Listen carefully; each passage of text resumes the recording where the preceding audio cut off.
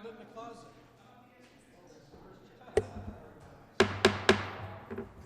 Okay, good evening, everybody. We're going to get going. We have the public forum. My name's Chris Pia. Today is November 13th, 2023. It is 6 p.m., and we have one person signed up, Kim Rice. Kim, you have 3 minutes. Just please state your name and address for the record.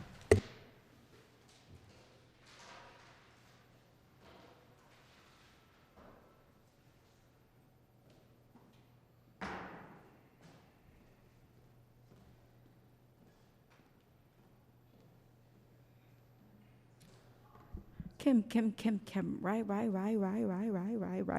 111181 Boston Avenue. So I wanted to come here tonight to talk about the two issues I think we need to reconsider here in Stratford. Both are safety issues, I believe. The first being this public forum, where residents are required to come up and give their name and address. And I believe these are safety issues in today's world. The world is fastly changing. In addition to doing it here in this said setting, this is then put online, and those people are doubly exposed. So I would just ask this administration to consider the policy and the process and procedure on what we are doing here and how we are exposing residents and could possibly do them some personal safety and harm. The second thing I would like to talk about is the use of personal devices as town council members. We have seen in recent history that many towns have been under cybersecurity attacks. In fact, it is believed that it's not a question of if, but a question of when your town or business will be attacked. So I do believe that, again, we are exposing town council members by not issuing personal devices and cell phones, by allowing them to use their own personal devices. There is some exposure and risk of exposure and harm. So I, again, just want to encourage the town of Stratford that people who care enough to volunteer should not be exposed in any way, and that we should be issuing town-issued devices to keep the town at a minimal risk and the people who volunteer at a minimal risk as well. Thank you. Okay, with nobody else signed up, I'm closing the public forum at 6:02 p.m. We will reconvene here at 7 p.m. sharp for the town council meeting. Thank you all.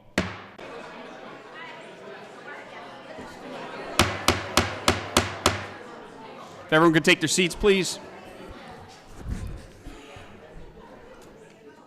If everyone could take their seats, thank you. Okay, good evening, everybody. We're going to get going. It is 7 p.m. My name is Chris Pia. I'm calling this regularly scheduled Town of Stratford Town Council meeting to order at 7. Today is November 13th, 2023. The first is going to be the invocation and pledge, and it was Mr. Poisson's turn. He's running a couple minutes late, so I am going to take that. So I ask that we all stand, please.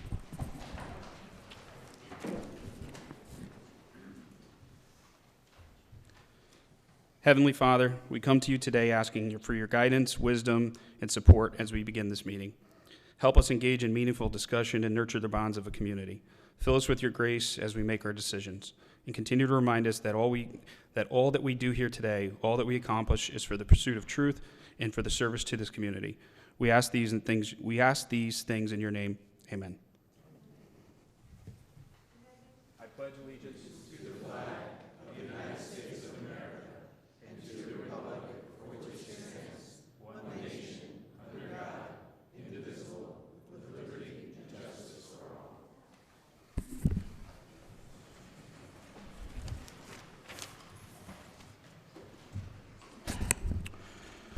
First item on the agenda is the approval of the minutes from the regularly scheduled meeting of October 10th, 2023, and the special meeting of October 23rd, 2023. I'll entertain a motion for approval. Mr. Chairman, Ms. motion Cantrell. to approve. Motion, I have a second by Mr. O'Brien. Any discussion? Seeing none, we'll call for a vote. All those in favor, please signify by saying aye. Chair votes aye. Any opposed? No opposed. Motion passes 8-0. Next item, under ceremonial presentations and awards. Okay, so we have a few people tonight. We've got a packed house, which is great. A lot of friends and family here. So thank you for everyone who's coming here, who's come out tonight to support somebody. We have a lot of elected officials in the room. And let me just first start off by saying to all the elected officials, outgoing, thank you for your service. And I think it's important to hear that. Yeah, let's give everybody a round of applause.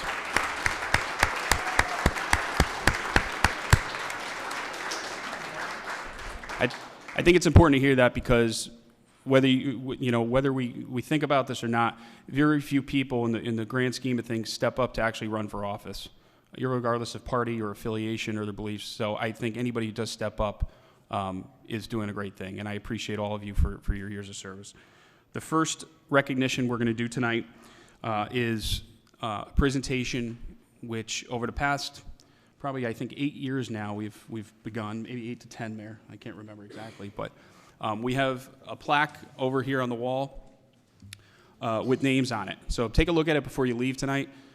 Names on that plaque, and we'll be inducting two. I feel it's like a Hall of Fame. We'll be inducting 2 names onto the plaque this evening. That is for more than 20 years of elected service to the town of Stratford in any capacity, which is a pretty big accomplishment. So we're going to be putting 2 names on that. The Honorable Mayor Laura Hoydick.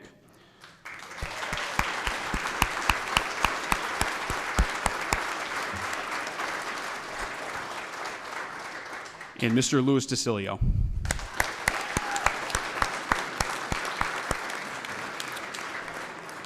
So with that, I'm going to ask the mayor, myself, and Mr. O'Brien and Mr. DeCilio to come to the front, and we'll do this.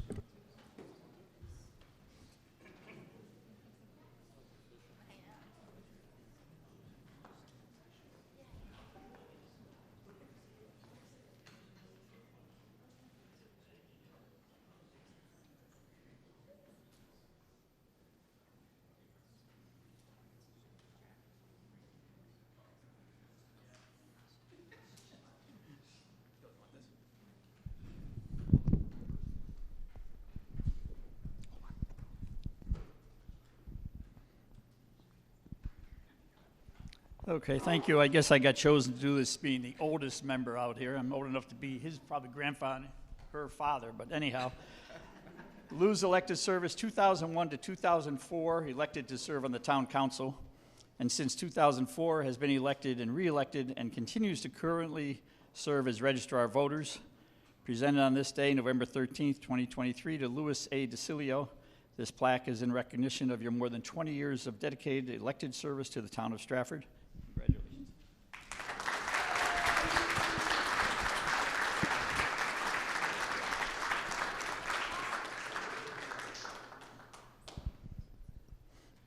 And now for my good friend Laura. 1997 to 2001, elected to the BOE. 2001 to 2004, elected to the Planning Commission. 2004 to 2007, elected to the BOE again. Elected as a state rep 2010 to 2018, and was elected in 2017, re-elected in 2021, and continues to currently serve as our esteemed mayor. Presented on this day, November 13th, 2023, to Laura R. Hoydick. This plaque is in recognition of your more than 24 years of dedicated elected service to the town of Stratford.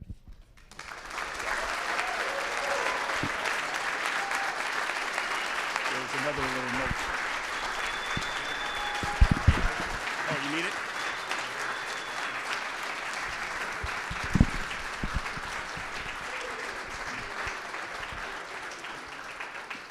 And as Chris mentioned before, both names have been added to the prestigious list on the plaque that hangs on the side wall of the council chambers.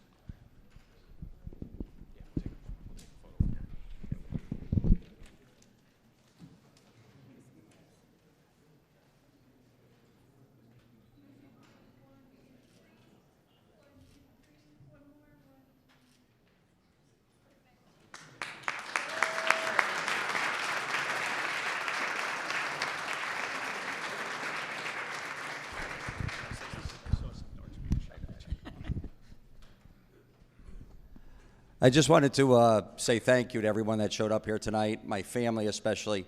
You know, serving 20 years on the as an elected official is truly an honor for me. It started off with the council, and I have a picture there of my first day up there on the council with my son, who was 3 years old at the time. He's 25 now. And I had hair, so that's what politics does to you. And it's just truly been an honor to all the friends I've met, all the frenemies I've made. And, and the only reason they put me tonight with Laura is so that way nobody would boo me. So thank you.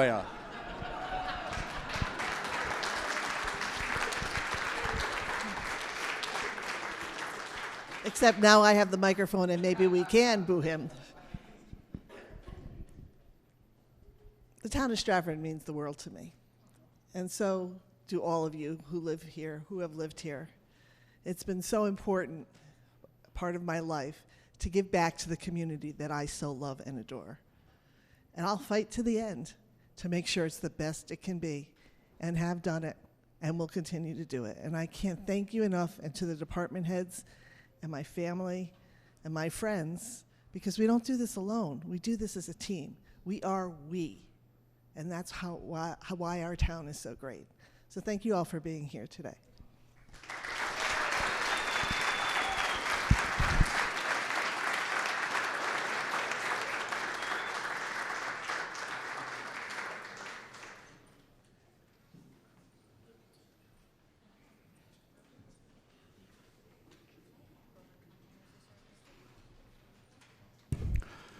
Thank you, Lou. Thank you, Laura.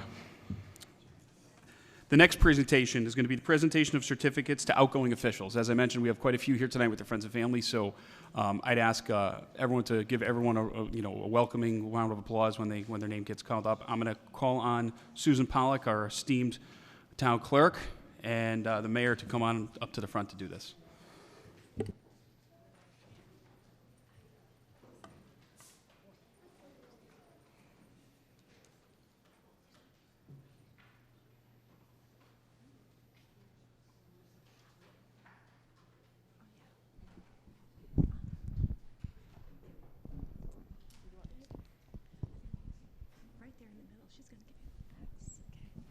Well, okay. Good evening, everyone.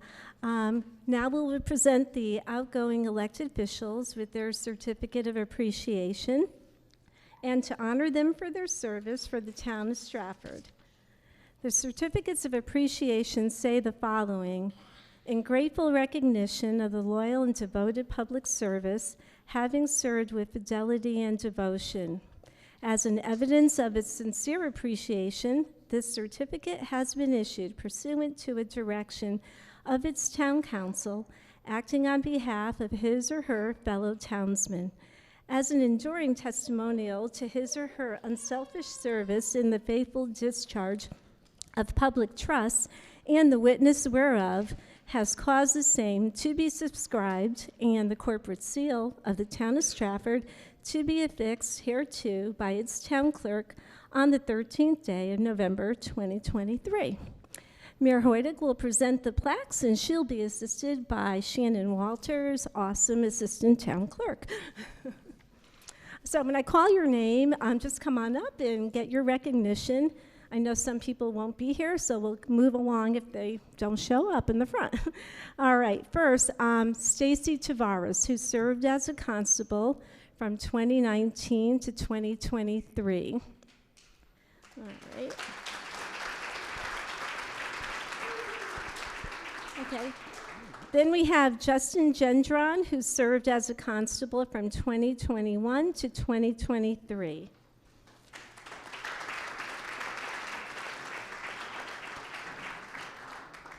John Dempsey, constable from 2019 to 2023, and I know he is not able to be with us tonight.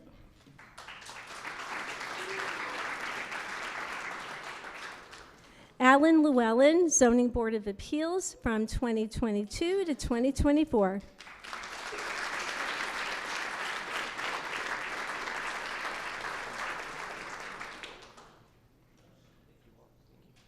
Sean Kellerman, Zoning Board of Appeals, February 2023 to November 2023.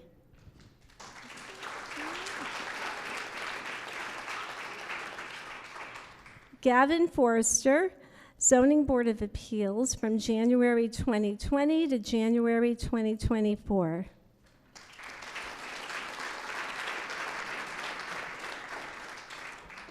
James Vigliotti, Zoning Commission, January 2020 to January 2024.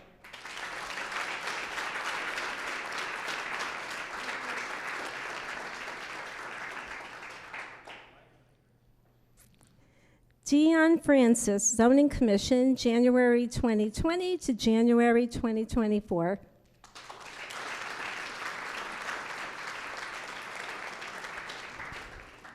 Brian O'Connor, Planning Commission, November 2021 to January 2024.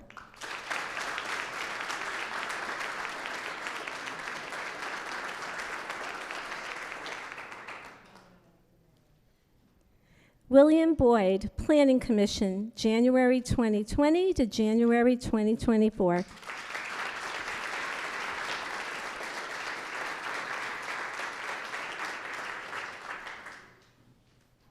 Amy Wiltsey, Board of Education, December 2019, December 2023.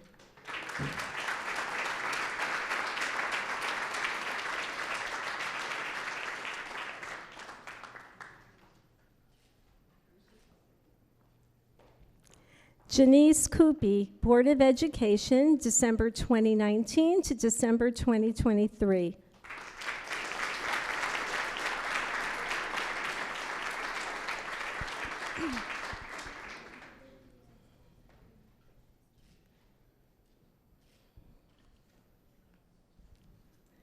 Andrea Corcoran, Board of Education, December 2019 to December 2023.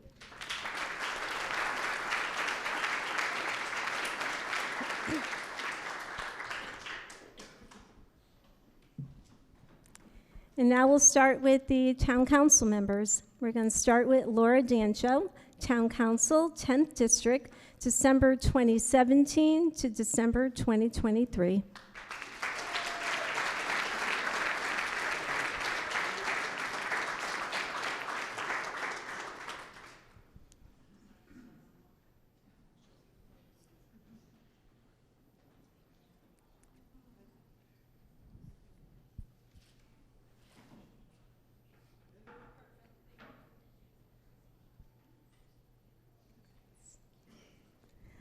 Bill O'Brien, Town Council, 9th District, December 2017 to December 2023.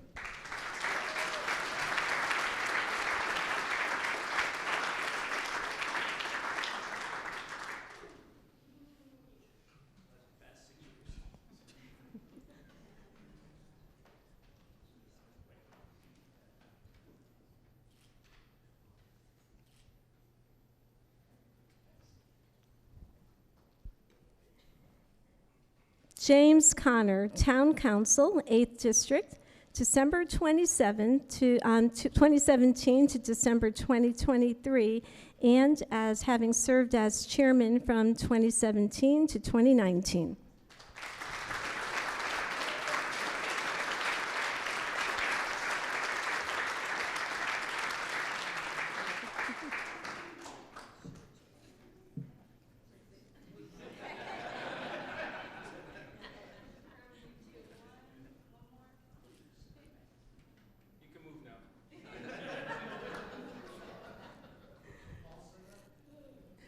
Jean Marie Sutton, Town Council, 7th District, December 2021 to December 2023.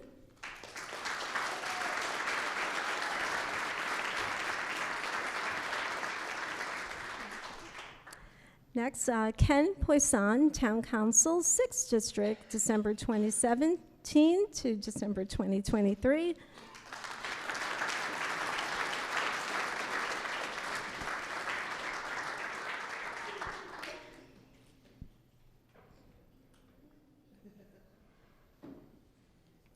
Gregory Can, Town Council, 5th District, October 2015 to December 2023.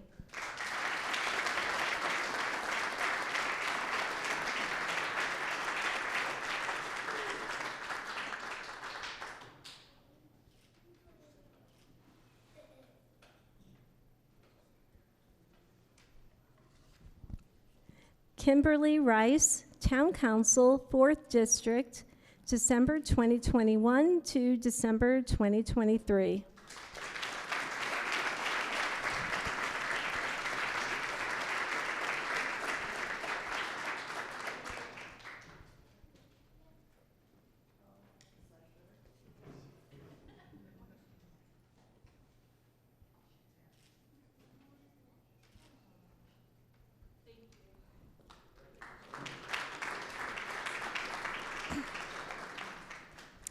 Lizette Franceschi, 3rd District, December 2021 to December 2023.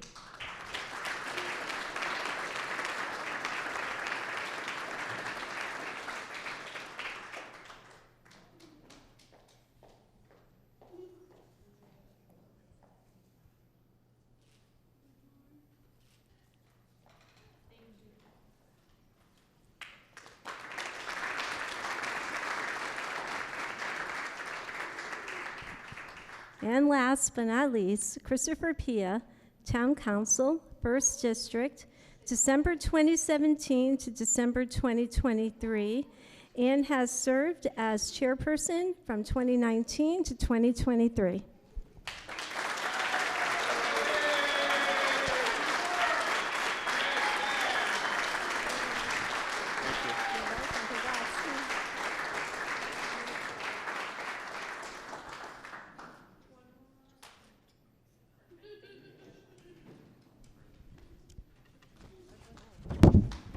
And that is all. Thank you.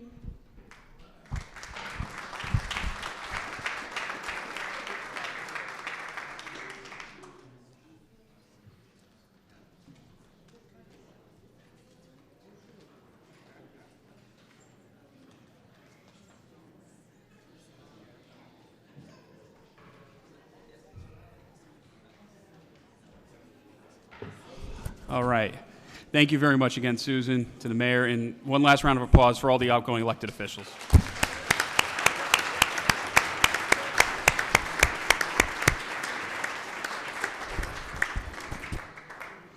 Okay, moving on. We're going to go to under Section 3. We have a few notifications of resignation. Those have been posted. Moving on to the mayor's report. Madam Mayor. Thank you, Chairman. I would just ask it to everybody, if you're exiting, we're just going to keep going. I just ask that you try to keep the volume down. Thank you. October was Breast Cancer Awareness Month, and the town of Stratford recognized the importance of early detection, support, and the availability of resources for those battling the disease, as 1 in 8 women will be diagnosed with breast cancer in their lifetime.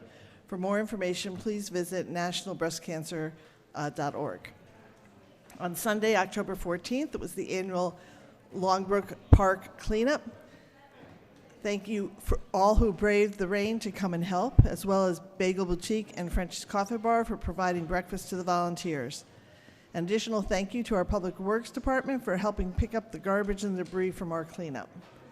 On October 19th, Town Hall and the Police Department recognized Purple Thursday, a national day to raise awareness around domestic violence, held annually in October as part of the Domestic Violence Awareness Month. The Great Pumpkin Festival is held at Booth Memorial Park on the rain date, Sunday, October 22nd, with a great turnout, great weather, and a lot of fun activities. Hang on. Greg, those can't be shut. Yep. Thank you. Thank you for, I appreciate the offer. Now, can someone, Chief, Joe, if you don't mind? Thank you. Back to the Great Pumpkin Festival. Thank you to all who were involved. On October 26th, we held the official ceremony for Goody Bassett, unveiling her memorial. Her story had a great value to the rich history of Stratford, and the folklore surrounding her has remained relevant throughout generations. The memorial is located on West Broad Street Green, across from the Baldwin Center and Stratford Library parking lot, and across from Perry House. Thanks to the Stratford Historical Society, Stratford Public Works, and Stratford resident Don Samanchik of Star Trophy for helping us bring this to fruition. On October 28th, we held our Public Safety and Health Day. With over 450 people in attendance, public safety vehicles were decorated for Halloween, and candy was distributed to those in attendance. I'd say to the children, but as you know, the sweets just don't pertain to kids. In attendance were the Health Department, Community Services, Recreation Department, the YMCA, and PMA Insurance were also there providing helpful information to the residents. Thank you to Parla Pizza for providing delicious pizza as well. Our EMS, Fire Department, and Police Department all had a variety of safety equipment for display to allow the trick-or-treaters a fun way to learn about the importance of the services that each department provides. And we're lucky to have a flyover from Eagle One Huey Helicopter and Alan Wilcoxon. Also on the 28th, I had the honor of officiating the marriage between Chris Pia and Courtney Asagna, and I'd like to wish them give him our sincere congratulations.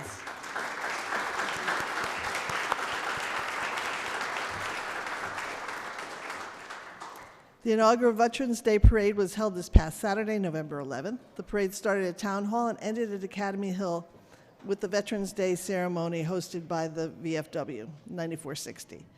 The event was sponsored by local Teamsters 1150, Sikorsky Lockheed Martin Company, and Burns Construction. It was an important and momentous occasion to honor all our Stratford veterans, past and present, acknowledging their sacrifices and service to protect our country. I would like to personally thank Margot Paquette, Larry Ciccarelli, Karen Doyle, and actually Joe Kubik, and I don't know, Don Pavia and Al, I don't know Al's last name, but Don, Al, and Joe are from the Marine Corps League, and it was their brainchild to have this this year, so it worked out beautifully. The health department is offering flu and new COVID vaccinations. The next clinics are on 11/16 and 11/21. Please call to make an appointment. October was jam-packed with events with the health department, a well-attended Healthy Living Fair at Baldwin, where the flu and COVID vaccines were provided, a windy Great Pumpkin Festival, fun-filled trunk or treats at Nichols School and Public Safety Day, and a lively Halloween multi-generational walk and talk event with area healthcare providers. Lots of things are going on with the Stratford Police Department. They launched 2 campaigns, and a third one is coming up. The first one is to combat speeding and driving while distracted. Slow Down Stratford has resulted in 384 stops during the last 2 months, and it makes a significant difference when you see a police cruiser pulled to the side, lights flashing, and a car in front of it. It's amazing how much everybody slows down. So thank you, Chief. The PD also received a Tier 1 certification from the Police Officer Standard and Training Council, and the PD lobby is expected to be completed by the end of November, fingers crossed, and the PAL building soon after Thanksgiving. Community and Senior Services, the parking lot project at Baldwin Center, Library and Perry House is near completion with only striping to remain. Thank you, Tom Albert. We can't get it done fast enough. Baldwin Center is honored for the Baldwin veterans on November 9th, featuring a medley of patriotic songs and a special tribute to those who have served. The alumni of Stratford JCs is hosting a Thanksgiving dinner at the Baldwin Center on 11:30 on Thanksgiving Day. Reservations must be made by Monday the 20th by signing up in person or at the Baldwin Center or by calling 385-4050. The Bridges Healthcare Wellness on Meals vehicle will be parked at the lot shared by the Baldwin Center and Stratford Library and Perry House on November 16th from 12 to 2 p.m. They provide accessible street-side healthcare treatment for those 18 and over. No appointment is necessary. Open enrollment for Medicare is ongoing through December 7th. During this time, Medicare participants can explore options for their 2024 coverage. Call the Baldwin Center for one-on-one counseling sessions. For households struggling with energy bills, please call the Baldwin Center for information about Operation Fuel Assistance and Connecticut Energy Assistance Program. Community Services continues to support the enrichment programs for the 21st century after-school programs in the middle and high school. Recent highlights include a trip to Figler's Farm, visits from Berlin the Therapy Dog and firefighter Shelley, and canvas painting with Picasso parties. The Stratford Partnership for Youth and Families will be distributing window clings, counter mats with messages in Spanish and English to local liquor stores on preventing underage drinking during the holidays. The South End Community Center has begun collecting gifts for their children's programs. Contact Ty Sims to learn more, 377-0689. Economic development fronts. The Army Engine Plant Developer, PSR, and the Army have confirmed they are entering into an Environmental Service Cooperative Agreement, ESCA for short, where the Army enters into an agreement with PSR that allows PSR to manage the remediation of the tidal flats concurrently with the upland property. The tidal flat silt will then be able to be used as part of the capping and speeding up the project to 2 years once the conveyance is in place. Contract Plating, Connecticut DECD, is providing additional funding for the removal of the waste stockpiles and for a study of further remediation requirements and expenses to be performed in the environmental engineering firm HRP Associates. With this information, the town will be able to pursue development of the property. Complete Streets, the project is well underway, as we've all been inconvenienced by it significantly within the last month, and with the painting of the bicycle and pedestrian lanes and the sidewalk replacement from Barnum and Main Street to Harvey Place. Zoning regulations and update rewrite. Please go to the Planning and Zoning webpage on the town website to view the promotional video regarding the zoning regulations update and rewrite. The first open house was held on September 20th at the Baldwin Center, and there was a great turnout. A second community engagement and roundtable is scheduled for February or March. The date will soon follow.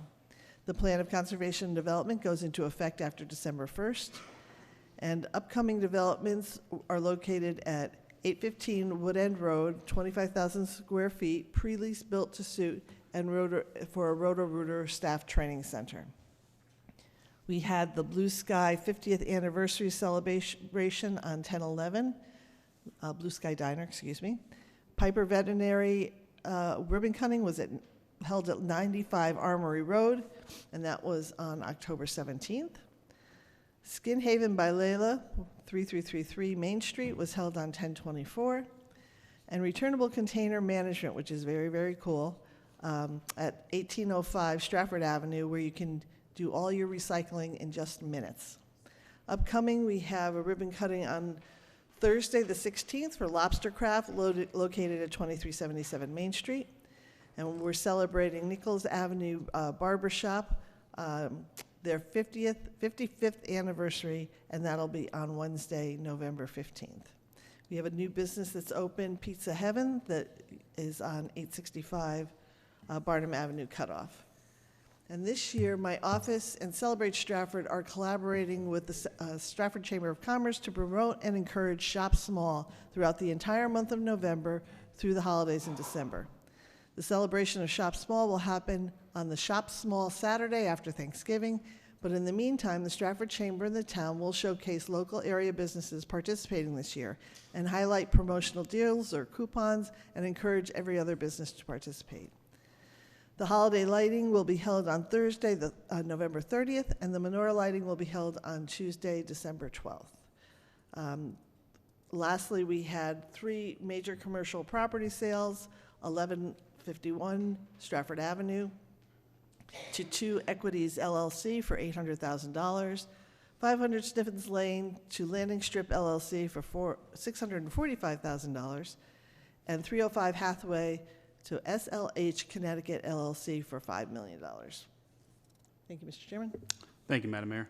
Any questions to the mayor for the council? Ms. Franchese.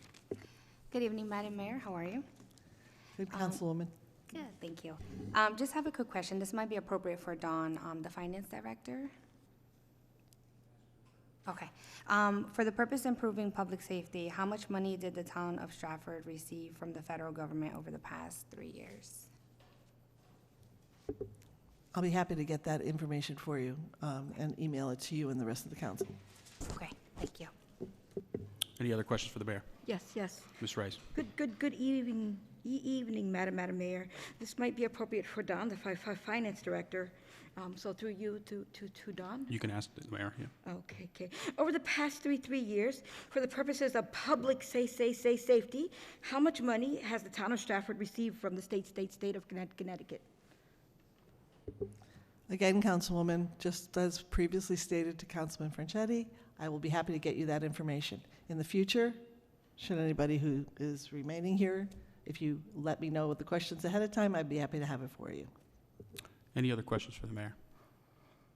Seeing none, we'll move on. Oh, I did have one other Go ahead. question. Sorry.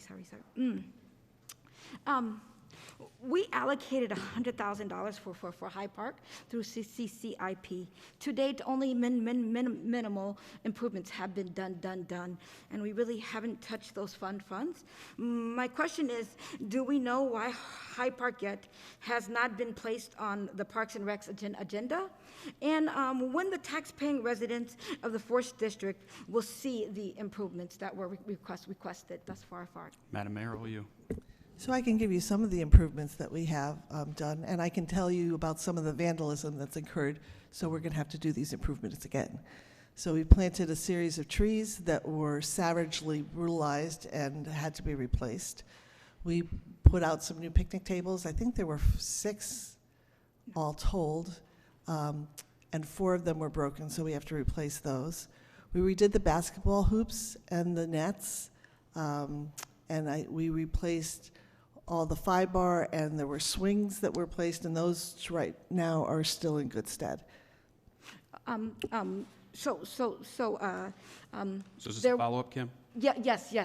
Go ahead, make it So, brief. so some of those are in a little bit off. Would you just outline? But that being said, the money was still allocated for the park, and we would like to see that money placed in the park. And there weren't 6 tables; there were only three. And I know that because there's inadequate seating, I see people sitting on the benches because we don't have proper seating. And as is stated during numerous times, because the trees have been neglected in the district, people do have sometimes have issues with the trees because they have experienced hardships like trees falling on their cars. So Kim, where's the and other question? things. So again, just wanted to follow up Okay. with when will this money be seen back to the original question? When will the money be allocated to the park? She got it. So in answering again, the money has been allocated to the park. The money has been allocated for the 5-bar, the improvements to the playground, to the benches. Oh, I forgot the benches. We put in new benches too. two We put in new benches too. We put in picnic tables. We're going to have to put them in again. And I'm not exactly understanding what you're saying about the trees because we planted 4 beautiful sapling trees and they were destroyed and now we had to replace them. Yeah. So as we move forward with this, because it does take some time, there are going to have to be plans to be developed, then it'll be presented to the Park and Recreation Committee. Oh, okay. Thank But- you. Thank you. Any other questions? Seeing none, we're Oh, going to, Chris, apologies. go ahead. Go ahead, Greg. Kind of a segue regarding the trees. Highly appreciated. There's numerous projects related to the trees. My question is, once the trees are planted, aside from the vandalism, and using District 5 as an example, most of the trees died through what I'll call weather-related conditions. They weren't getting watered, they weren't getting pruned, et cetera. So will we maintain the capacity to, aside from vandalism, keep all these new plantings viable so that they can mature? Madam Mayor. So, Counselor, every new tree that's planted usually has, if it's not watered by the Parks Department, usually has a watering bag. And I was just at Clover Field the other day where there were 6 beautiful trees planted and they're thriving. So I'm not really sure that was 2 years ago, Counselor. So I'm not really sure which area trees in District 5 you're talking about. The 6 that were recently planted at Clover, thank you for those. They were replacing 4 other trees that were planted by the town about 6 years ago that just dried up on their own accord.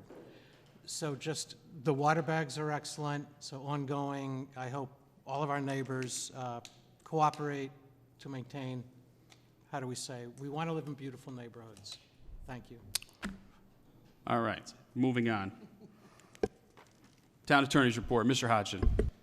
Thank you, Chair. The October report from the Town Attorney's Office is that we received 2 new injury claims, 4 new property damage claims. Our office recovered $6,500 for 2 property damage claims. There were 18 FOI requests, and 4 other new claims were brought against the town, including a CHRO case. Thank you. Thank you, Attorney Hodgson. Section 6, ordinances. Item 6.1.1, I'll entertain a motion to approve. Mr. Chairman, Ms. Dancho. I motion to approve item 6.1.1, an ordinance amending Chapter 14, Section 14-4A of the Town Code of the Town of Stratford, competitive bidding, and that that it be resolved that the second reading of the above entitled ordinance be dispensed with, as copies thereof have previously been provided to each council member, and that the same be adopted as a second reading, and the foregoing be and is hereby approved effective 30 days from passage. Motion by Councilman Dancho. I have a second by Mr. Connor. Any discussion? Again, this was well vetted in ordinance. Mr. Can. Thank you, Chairman Pia. Just to reiterate what we discussed in ordinance, that the Finance Department has assured us that there will remain audit processes for any purchases under $25,000 to assure that they follow all the policies and procedures that the town requires. That's what Dawn said, and I'm good with that. Okay. We're to call for a vote. This will be a roll call vote. Ms. Paquette. Ms. Shake. Yes. Ms. Franceschi. Yes. Ms. Rice. Yes, yes, yes. Mr. Can. Mr. Poisson. Yes. Mr. Connor. Yes. Mr. O'Brien. Yes. Ms. Dancho. Yes. Chairman Pia. That's, Motion passes 9-0, unanimous. Thank you, Ms. Paquette. Next item on the agenda. Ms. Dancho. I move that the agenda be amended to add the following. Item 6.1.2, an ordinance appropriating $1,030,371.34 for the Wilcoxon Elementary School boiler replacement and the HVAC upgrades project. Item 6.1.3, an ordinance authorizing the issuance of $1,030,371.34 in bonds and obligations of the town to meet the appropriation for the Wilcoxon Elementary School boiler replacement and the HVAC upgrades project, and pending issuance thereof, the making of temporary borrowings for such purpose. As well as item 6.1.4, an ordinance appropriating $596,756.16 for the Chapel Elementary School boiler replacement project. And finally, item 6.1.5, an ordinance authorizing the issuance of $596,756.16 in bonds and obligations of the town to meet the appropriation for the Chapel Elementary School boiler replacement project, and pending issuance thereof, the making of temporary borrowings for such purpose. Motion to amend those following items made by Councilman Dancho. Do I have a second to the motion? Second. Seconded by Mr. O'Connor. Any discussion on, I'm sorry, Mr. O'Brien. The two of you confused me. O'Brien. Any discussion on adding it to the agenda? Seeing none, we'll call for that for a vote. All those in favor, please signify by saying aye. Aye. Aye. Chair votes aye. Any opposed? No opposed. Motion passes 9-0. Ms. Dancho, back to the original motion as amended. Or if you'd like to, now that it's on the agenda, make the motion to approve. Yes, Mr. Chairman, thank you very much. I move to approve that the following items be approved. Item 6.1.2, item 6.1.3, item 6.1.4, and 6.1.5. And sent to the ordinance committee for, where is that on here? For approval. Motion by Councilman Dancho. Do I have a second to that motion? Seconded by Mr. O'Brien. Any discussion? Ms. Shake. Through you, Mr. Chairman. Go ahead. Just as a point of clarification, I guess, to the town lawyers, so for these particular items, we don't have to make separate motions for them, we can clump them together? That's appropriate for this first reading. The motion was to move all four of them, so that's fine.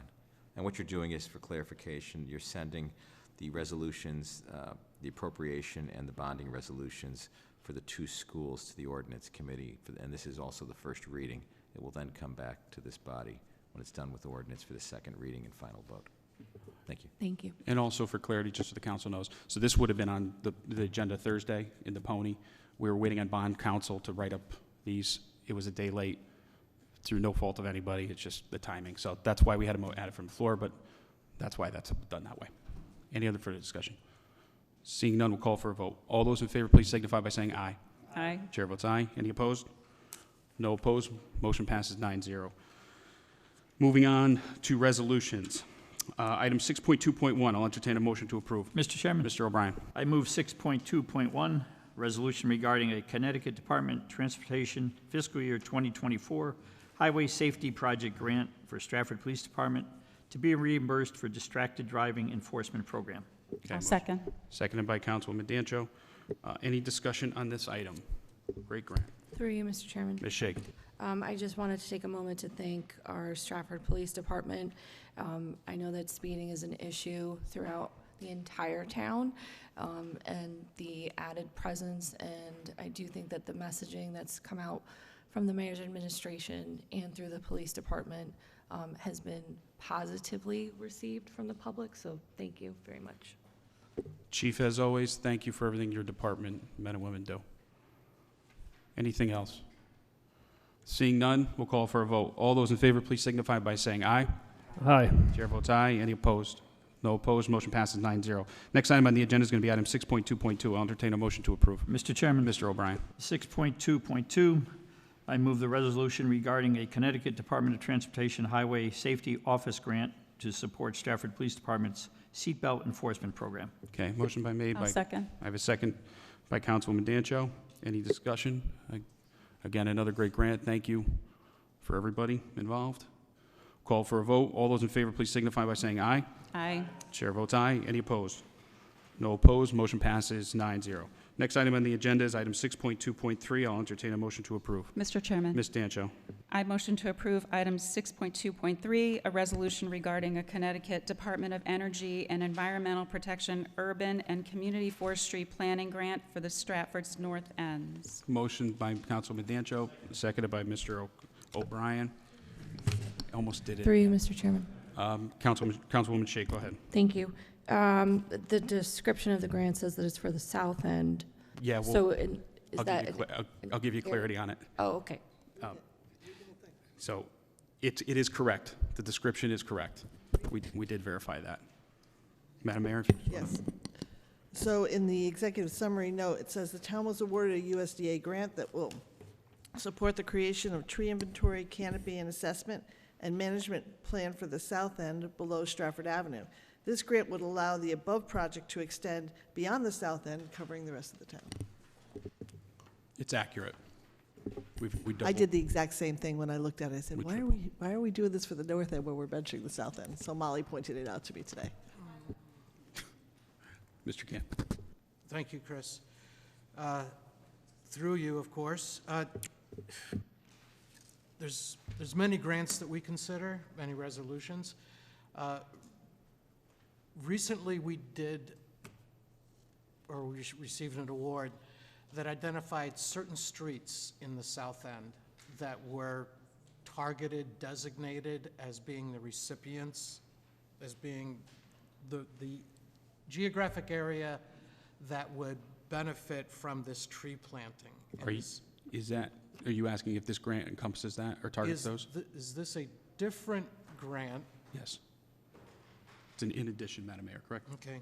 And the intention of the grant is to simply complement what we've seen before in addition to and allow it to be applied to a more broad area of the town. Molly, if you want to come up just to answer any other additional questions. So we've received a grant for the south end. We have 100 trees that have been planted throughout the south end, and I think Kelly Kerrigan has reached out to you and has talked to you about some placements for trees. And then this is to complement the south end plantings towards the middle and north end of the town. May I clarify just a little further? Go. Yeah, so essentially this is looking to do three things that'll contribute to the planting we're doing in town. And having a tree inventory, canopy assessment, and management plan, it kind of gives us a wider scope as to where the needs are. But the grant, the USDA grant that we were awarded is only looking to Stratford, south of Stratford Avenue, because that grant program was looking to like environmental justice communities and such, and those are very much more dense in our south end, south of Stratford Avenue. This grant, we're hoping, if it's awarded, it'll complement the already awarded grant to allow us to do the whole town and doing a tree inventory, canopy assessment, and management plan. Thank you. Yes. Thank you, Molly. Okay, we'll call for a vote. All those in favor, please signify by saying aye. Aye. Chair votes aye. Any opposed? No opposed, motion passes 9-0. Next item on the agenda is going to be item 6.2.4. I'll entertain a motion to approve. Mr. Chairman, Ms. Dancho. I motion to approve item 6.2.4, a resolution encouraging the governor and the Connecticut General Assembly to act on crime, criminal justice measures, and public safety. And if I may, I'd like to read what this says. Now, therefore, be it resolved that the town of Stratford, Stratford Town Council urges the Connecticut General Assembly to take the following legislative action to deter crime in the state while also holding perpetrators of crime more accountable for their illegal actions. Number 1, increase the mandatory minimum sentence for a crime of robbery involving an occupied motor vehicle that involves a firearm or deadly weapon, and increase the penalties for crimes committed using a stolen motor vehicle or stolen firearm. Number 2, require crimes involving violence, theft of a motor vehicle, sexual offenses, and offenses involving the use of a firearm to be adjudicated in the geographical area where the offense occurred, not where the perpetrator resides. Number 3, designate offenses for which a promise to appear in court cannot be granted, such as criminal possession of a firearm and criminal violation of a protective order. Number 4, expand the list of offenses that are ineligible for automatic erasure of a criminal record, including, but not limited to, intentional possession of a weapon on school grounds, obstructing and threatening police officers, and hate crimes. Number 5, increase the penalty from a misdemeanor to a felony for enticing a juvenile to commit a criminal act, also lowering the age that an adult may be charged with such from 23 to 18. Number 6, prohibit the award of risk reduction credits, also known as, quote, good time credits, unquote, to any inmate convicted of a crime involving a firearm.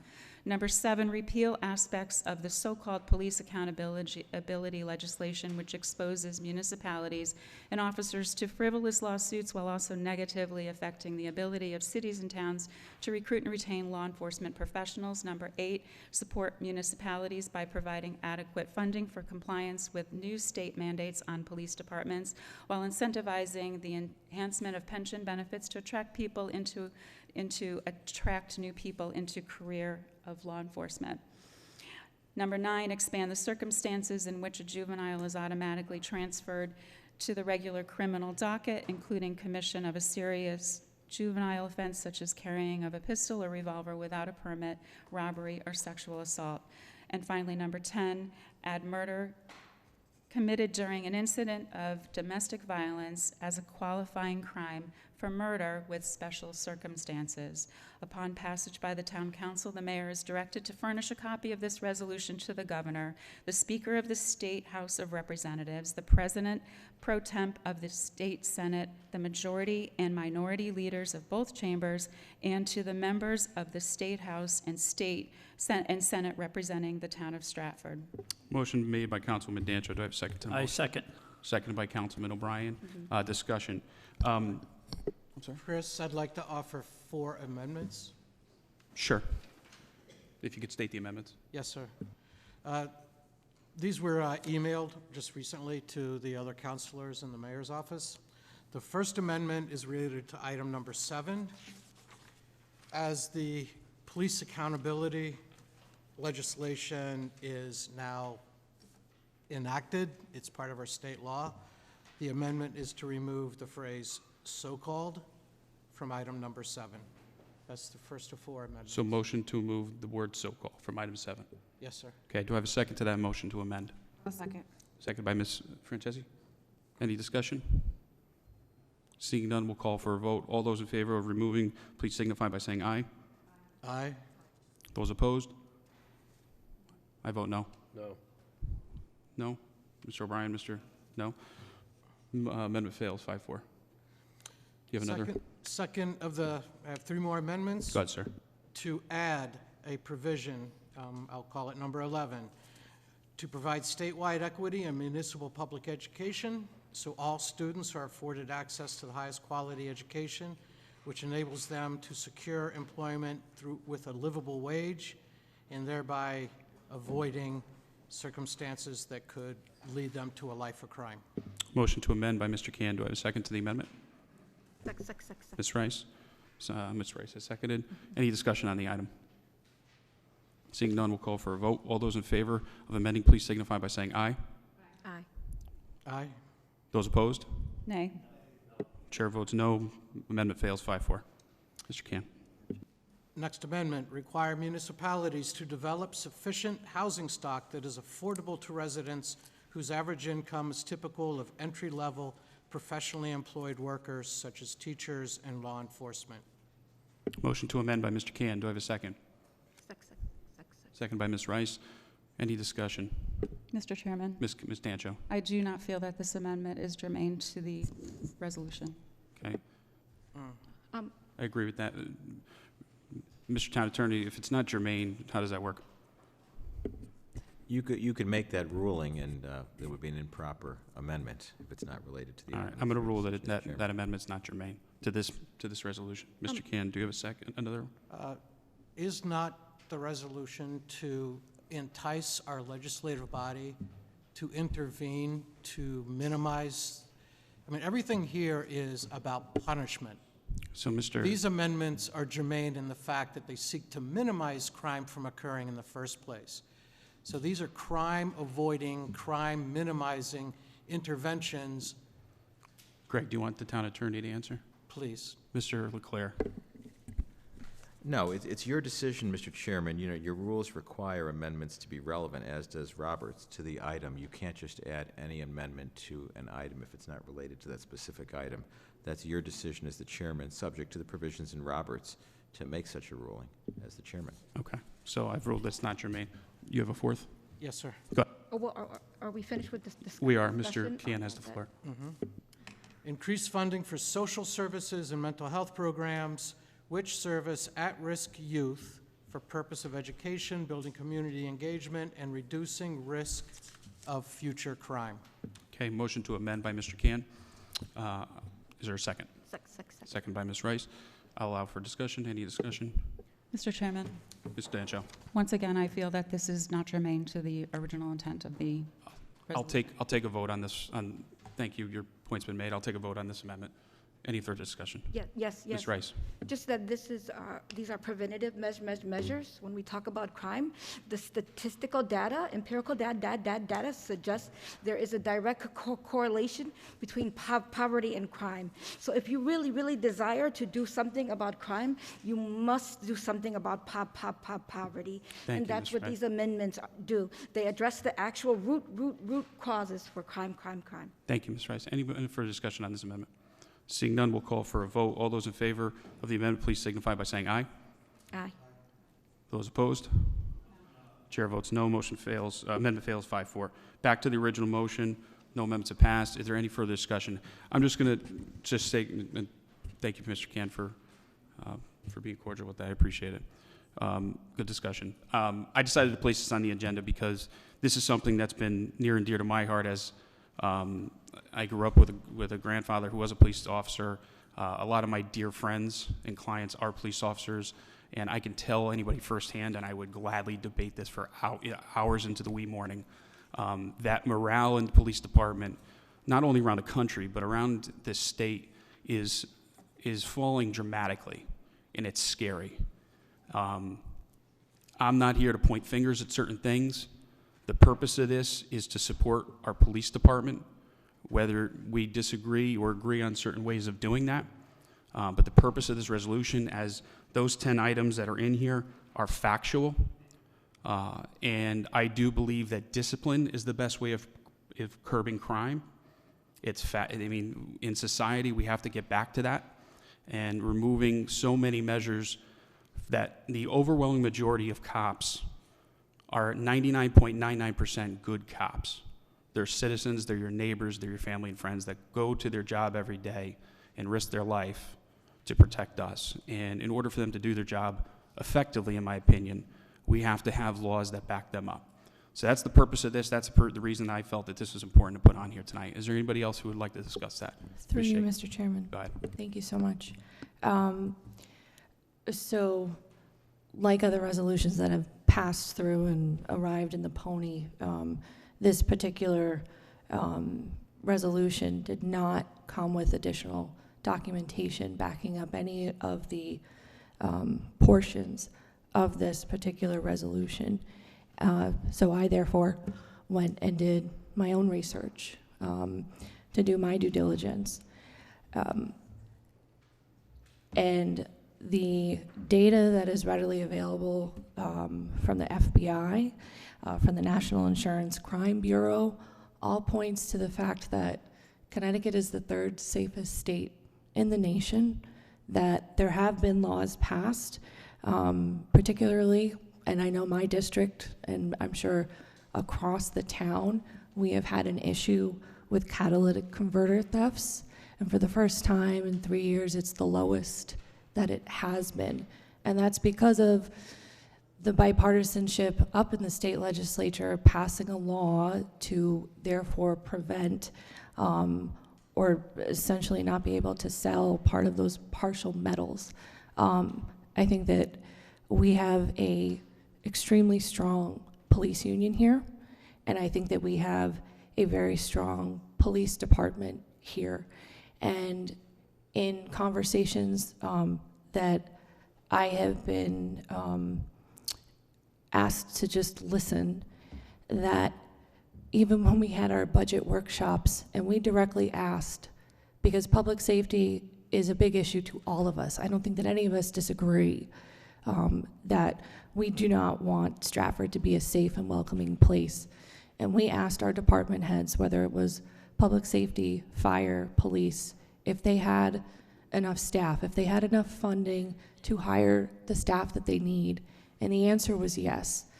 And with the questions I think that were posed in questions to Mayor Hoydick, and the amount of funding that our town has received in the past 3 years, 4 years, for most of us, if not more, of federal money and state money that we have accepted to help support our public safety of police and fire and public safety and EMS. The data is out there and available. And what, if you would allow me, before getting into the actual now therefore be it resolved, what threw me in this particular resolution, if you would grant me the time, is that the first line, whereas residents and communities throughout Connecticut, including Stratford, are seeing and experiencing an escalation in the seriousness of crime, including motor vehicle theft, carjackings, robbery, home invasion, targeted shootings, and indiscriminate gunfire. We have had, and I believe Mayor Hoydick, you made a point of it because of the good work that your administration has done and our police department in having a safer community, and that's something that we should be proud of. This, to me, is fear.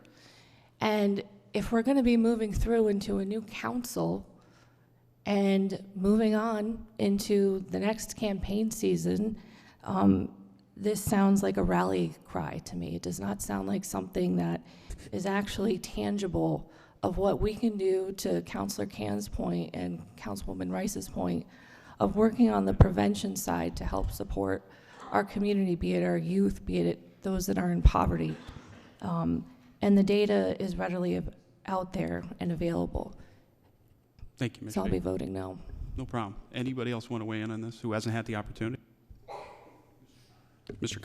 So what I took out of it with my HR background is recruiting, and I've heard a lot of stories how hard it is to find people that are qualified and want to do it, want to be cops. One story I heard was in Woodbridge and Bethel or Bethany and Orange, which are three relatively safe towns. They normally got 600 or 700 applicants. They end up with 129. And from that, when you take out people for possible drugs and problems, your pool gets smaller and smaller. And a lot of it, when they ask people, and my son is a cop, by the way. He spent 20 years in the Navy. He's been a cop for about 8 years. He's not in Virginia, different environment completely. But I think what you hear is that people don't want to do it because they don't want to put risk at it. I think this amendment is only to work on a law that was passed probably with good intent a few years ago, but it doesn't really look at the big four, and it's not going to really matter if you can't get the people to do the job. And then on top of that, you have baby boomers that are retiring out quickly. And the numbers with the Generation X doesn't support it. So you have to, and millennials and zennials are the ones you have to encourage. Well, they're not going to, because there's a negative impact towards cops. And I know police officers have fought this image for a long time because it goes back, I'm one of the older ones here except for Bill, and to the 60s when police were really kind of looked on. But the problem is strictly you've got to recruiting, you've got to change the image, and I think that's what the intent is. I do agree it's heavy on the punishment side because, again, I think people that want to be police want to know that there's something behind them.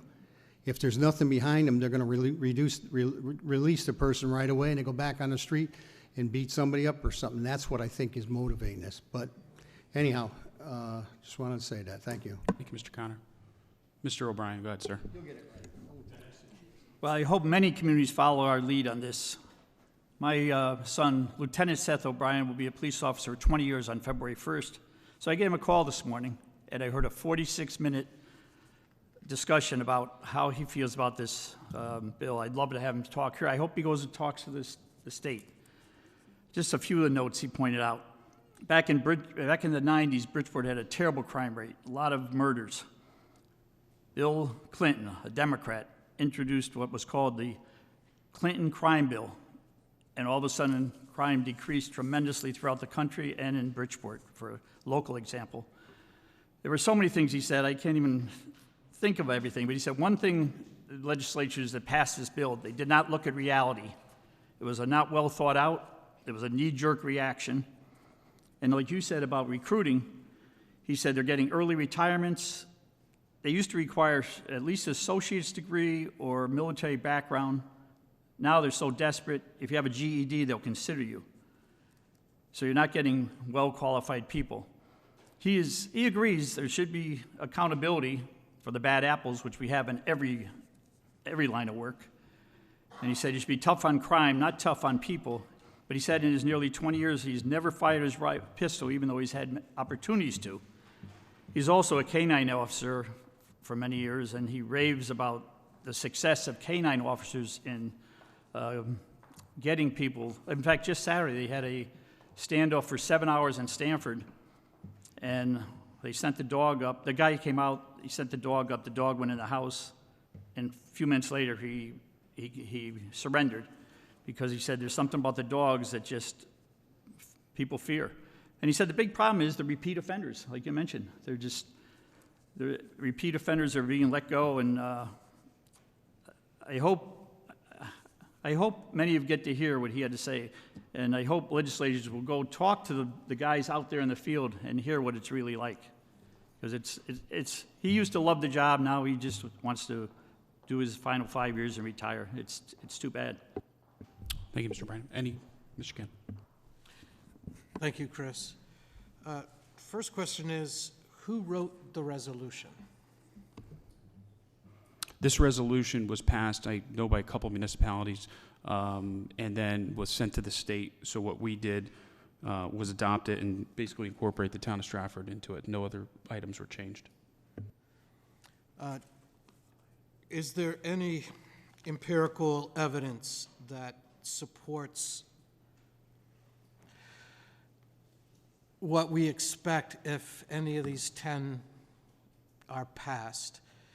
Meaning, to what degree will crime be reduced, or theft be reduced, or these? Are there? I mean, that's it. Is there any empirical evidence that would cause Hartford to say, yes, you're right, it's justified, let's take these actions? I think the items 1 through 10 speak for themselves. Seems like pretty common sense to me. Showed it to a lot of police officers. Not one had a problem with it, so I'm good with it. Any other discussion? Mr. Chairman, if I may. Hold on. Mr. Can, I'll let you finish, sir. Thank you. None of the items look bad in and of themselves, but as Mr. Connor alluded to, it is very heavy on the punishment side versus the prevention side. State of Connecticut, like the rest of the country, we have more incarcerated people, more people being punished in jail, locked up, if you will, than any other developed country in the world. So locking them up has not been a deterrent to crime. Locking more of them up has created an industry that seems to be somewhat self-sustaining. I'm sad that we find it outside the scope of crime that we would not alleviate many of the causes of crime. I'd like to propose 2 more amendments. Go ahead, if you could state them.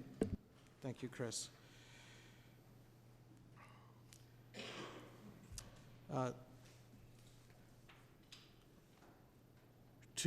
First of the 2 is to the resolution. I apologize finding it. It has to do with the safe storage of firearms, that we want to increase penalties for those that do not safely store their firearms, to keep them out of the hands that those who are not qualified to have access to them. Do you have a statement? That's the first amendment. So what is it exactly?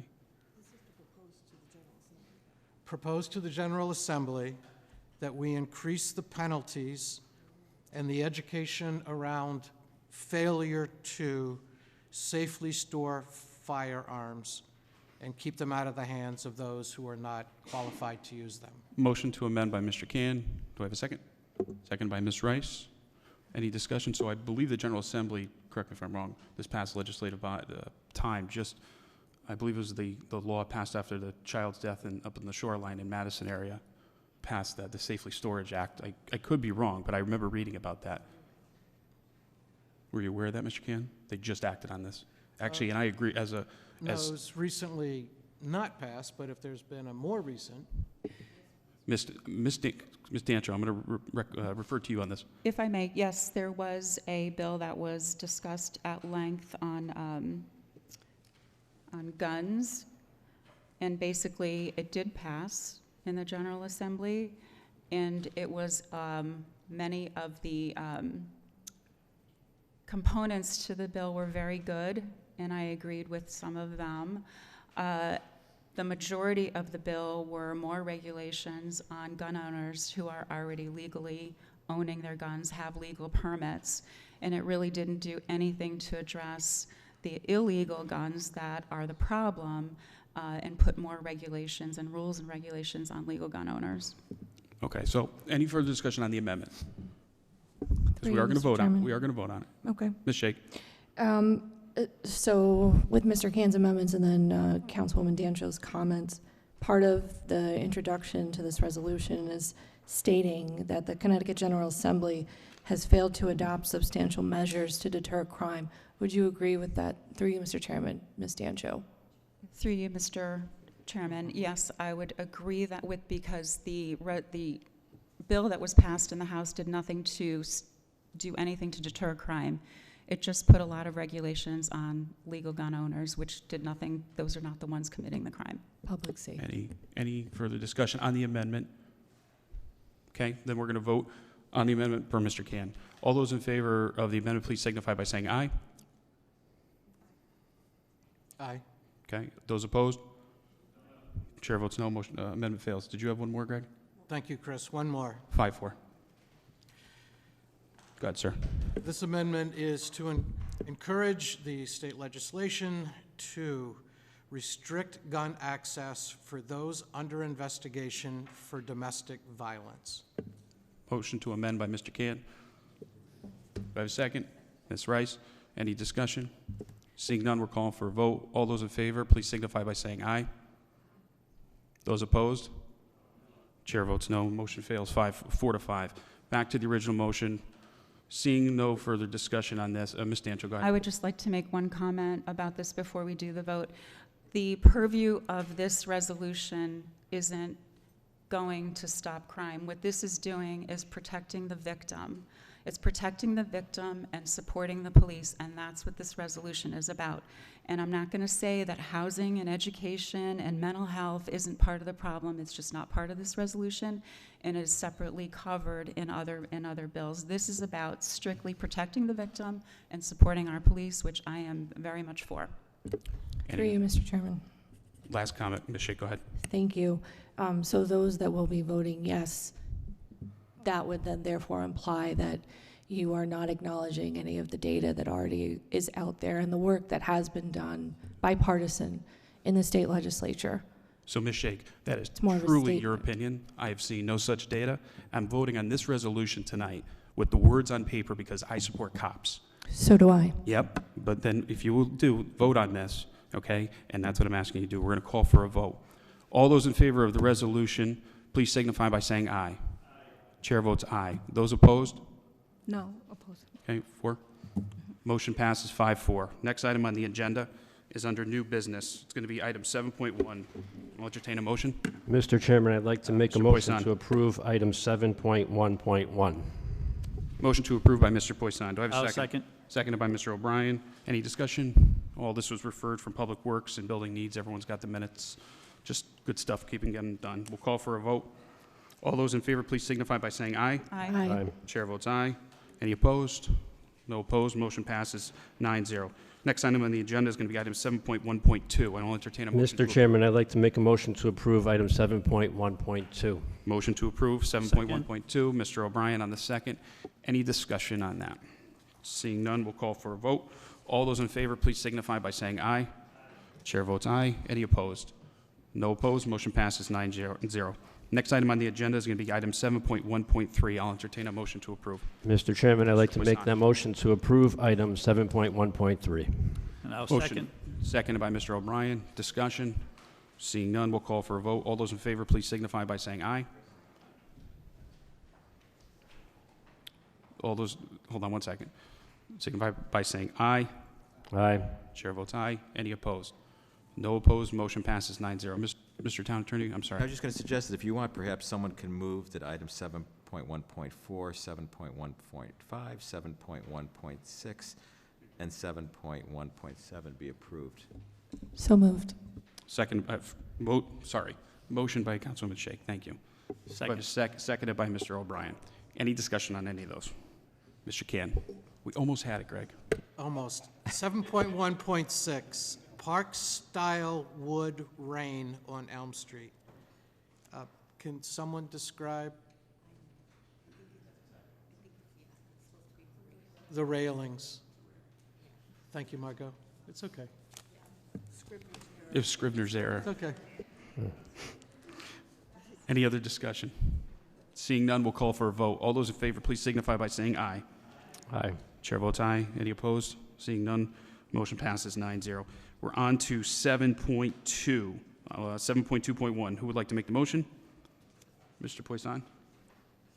Well, since the town attorney's going to let us do it this time, Go ahead, Ken. yeah, because you're very wishy-washy. Sometimes you don't let us do it. Wow. No, I think he's good. Oh, Go ahead, Ken. Well, I'm always for the speed here, but sometimes you say, no, Mr. Poisson, you can't do that. Go ahead, Ken.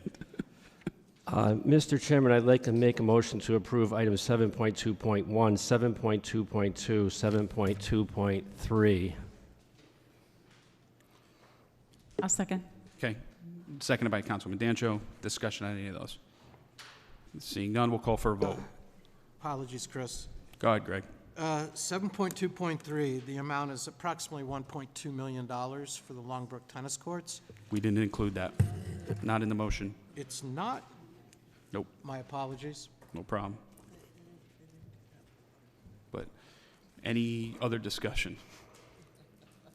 Seeing none, we'll call for a vote. All those in favor, please signify by saying aye. Aye. Chair votes aye. Any opposed? Motion, no opposed. Motion passes 9-0. Next item is 7.3. Mr. Chairman, Mr. O'Brien. 7.3, to consider and act on the Longbrook Park Tennis Court Improvement Project. Motion by Mr. O'Brien. Do I have a second? Second. Seconded by Mr. Poisson. Any discussion on this? Through you, Mr. Chairman. Ms. Shake. I'm glad that this project is moving forward. I'm glad we were able to reach a compromise, and I'm glad it went out to bid. My question is, through you, Mr. Chairman, to the mayor. Since the amount of this particular project is over $1 million, will it be a PLA, Project Labor Agreement? Thank you for the question, Councilwoman Shake. As you know, I support PLAs. I've advocated for them. However, they did not bid on this project. This project went out to bid. It was awarded based on those bid results, and that's why we are recommending it as is read in the agenda. Thank you. Through you, Mr. Chairman, a follow-up question. So if Renee is still here. What's the question? So this part of the project is just for the actual tennis court. It does not include the future cost of the lighting for the area. So if at I'm another... going to have Renee come up Okay. to verify everything. Go ahead, Renee, just so we can get everything correct. Yes. So my question, through you, Go ahead. Mr. Chairman, to Renee, is, good evening, is when the project gets to the point where the lighting is assessed and how much potentially that would cost, would we then have to, is that a separate juncture for this project, or would it be in addition to the nearly $1.2 million already for this project? The lighting is included in the put my glasses on, the 1.2 million. It was an alternate which I accepted when the bid came through. I had enough budget to support the lights being done with the tennis courts. Thank you for the clarification. If I could follow up, what type of lighting then were we able to LED. afford? So is it the LED lights that go straight down like the other fields that are being done? That is fantastic. Thank you. Thank you, Renee. We're going to call for a vote. All those in favor, please signify by saying aye. Aye. Chair votes aye. Any opposed? No opposed. Motion passes 9-0. Next item on the agenda is item 7.4. I'll entertain a motion to approve. Mr. Chairman. Mr. Connor. I'd like to, 7.4, to consider an act on a tentative agreement, Town of Stratford and AFSME, AFL-CIO, Local 3804 of Council 4 Supervisors, copies of which has been previously provided to each council member. I'll second. Seconded by Councilwoman Dancho. Any discussion? So again, we've had a few of these over the years. Everybody, this was included. This was contract. So we. Mr. Leclerc, can you state that? Yeah, the motion should formally be to approve, not just to act on, because act. Mr. Connor, are you okay with that correction? Yes, I'd Your like motion. to make a correction to approve the tentative agreement. And Ms. Dancho, you're good with the second again? Yes, I'll second that. Okay. So any further discussion? Okay. Seeing none, we'll call for a vote. All those in favor, please signify by saying aye. Aye. Chair votes aye. Any opposed? No opposed. Motion passes 9-0. Next item on the agenda is going to be item 7.5. I'll entertain a motion to approve. Mr. Chairman, I'd like Mr. Connor. to approve and act on the tentative agreement, Town of Stratford and IFPTE Local 134. Okay. I'll second. Motion to approve, seconded by Councilwoman Shake. Any discussion on the item? Seeing none, we'll call for a vote. All those in favor, please signify by saying aye. Aye. Chair votes aye. Any opposed? No opposed. Motion passes 9-0. Next item on the agenda is item 7.6. I'll entertain a motion to approve. Mr. Chairman. Ms. Dancho. Motion to approve to consider an act on a referral of the Bruce Brook Flood Mitigation Project to the Planning Commission for a review pursuant to CGS Section 824. Motion. Second that. Motion by Councilman Dancho. I have a second by Mr. O'Brien. This is just sending for an 824, so nothing that we need to do here. Okay, we'll call for a vote. All those in favor, please signify by saying aye. Aye. Chair votes aye. Any opposed? No opposed. Motion passes 9-0. Next item on the agenda is going to be item 7.7. I'll entertain a motion to approve. Mr. Chairman, I'd like to make a motion to consider an act on Stratford Health Department Fee Schedule 2024 amended attached. Okay, motion by Mr. Connor. Second. Motion to approve by Mr. Connor. I have a second by Councilwoman Dancho. Any discussion? I just want to thank Andrea and the Health Department for doing a really good thorough analysis, I should say, of outdated stuff and comparing and contrasting different communities. They're always trying to get us up to speed, so thank you. That's what this is. We'll call for a vote. All those in favor, please signify by saying aye. Aye. Aye. Chair votes aye. Any opposed? No opposed. Motion passes 9-0. Next item on the agenda is going to be item 7.8. I'll entertain a motion to approve. Mr. Chairman. Ms. Dancho. I motion to approve the boiler replacement and HVAC upgrades at Wilcoxon and Chapel Street Elementary Schools. Okay, motion by Second. Councilman Dancho, seconded by Mr. O'Brien. Any discussion on that? Seeing none, we'll call for a vote. All those in favor, please signify by saying aye. Aye. Chair votes aye. Any opposed? No opposed. Motion passes 9-0. Next item on the agenda is going to be item 7.9. I'll entertain a motion to approve. Mr. Chairman. Ms. Dancho. Motion to approve the authorization, to authorize the mayor to enter into negotiations for the acquisition of title to the Coast Guard building at the Bird's Eye Boat Ramp and for a license with the United States of America / Coast Guard for its future use of such building. Motion by Councilman Dancho. Second. Seconded by Mr. O'Brien. Any discussion on this? Mr. Can. Thank you, Chris. Through you, do we have a concept on what the future use of the building may be? Madam Mayor, I'll refer to you on this. Thank you for the question, Councilman. Thank you, Chairman. The Waterfront Commission is in the process of proposing use of the building, the schedule of the building, and any deficiencies that need to be acted upon to make it totally accessible to handicap. It's a good step for us to work on it. You're welcome. Any other discussion? Seeing none, we'll call for a vote. All those in favor, please signify by saying aye. Aye. Chair votes aye. Any opposed? No opposed. Motion passes 9-0. Next item on the agenda is item 7.10. I'll entertain a motion to approve. Mr. Chairman. Ms. Dancho. I motion to approve item 7.10 to consider an act on the master plan design proposal and schedule submitted by Spiegel and Partners for the redevelopment of the Shakespeare property project, a copy of which you all have in your packet. Second. Seconded by Mr. Poisson. Discussion. This was, as Ms. Dancho said, this was included in our pony, and I just want to refer to the mayor just to give us a brief update because I'm excited about this. So we had a committee that reviewed the proposals, and this was overwhelmingly the most recommended design firm, and so I'm referring it to you. Any other discussion on it? Mr. Leclerc. And Mr. Chairman, again, this should be to consider and approve as the affirmative she said act on. The motion should be to approve. To consider and approve. You're okay with that change, Mrs. Dancho? Yes. Mr. Poisson? Ken's good with it.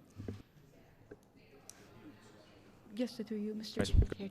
Chair. Well, so with this, we won't be allowing anyone else the opportunity to present their ideas for that property. I'm going to refer to the mayor. Kim. Thank you, Chairman. Thank you, Councilwoman, for the question. There was a request for proposal issued. There were more than 20 proposals we received. Of the 20, it was vetted down to 6. Of the 6 that we interviewed, this was the finalist.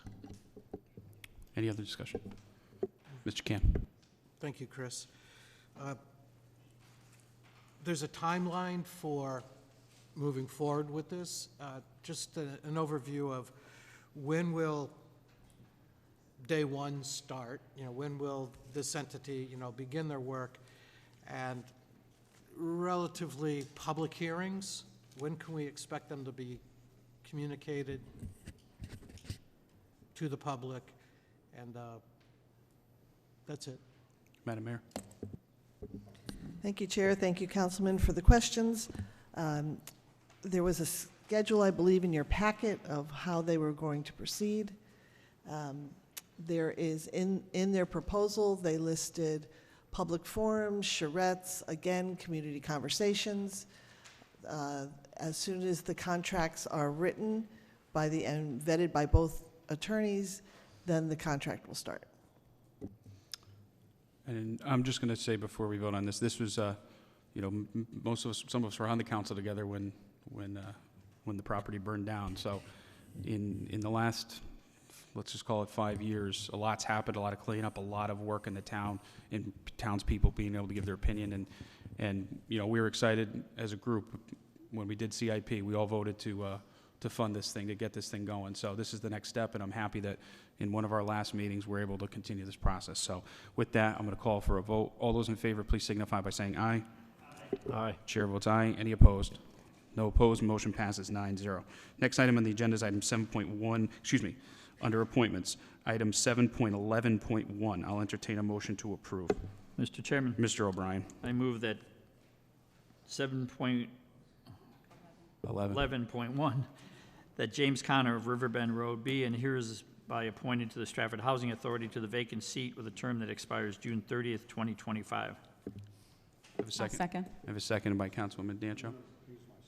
Okay, Mr. Connor is going to recuse himself from the vote for the town attorneys. Any discussion? Mr. Can. Yes. Presuming that Mr. O'Connor has a long experience living in houses. You got it started. That Mr. O'Connor has significant experience living in houses, thereby he's qualified to serve on the Stratford Housing Authority. I'm in support of this. Thank you, Greg. Any other discussion? Ms. Francis? Can I ask you a question? Through you, Chair, Mr. Chair? Through me? Sure, who are you asking? Jim? Yes. Mr. O'Connor? Mr. Connor? Mr. Connor. Mr. Connor. Go ahead. Lisette, go ahead. Lisette, go ahead. To my dear heart, since I'm very close with the housing authority, I actually work in housing. So for this that you're going to be taking over in the seat, what does your position actually look like? Like, what would you be doing in your 5-year term? What does that look like?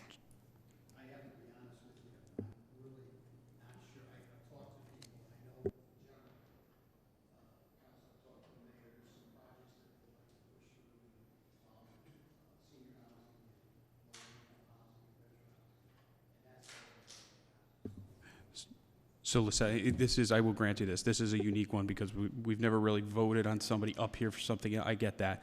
I don't want to turn it into a job interview because that's really not what it is.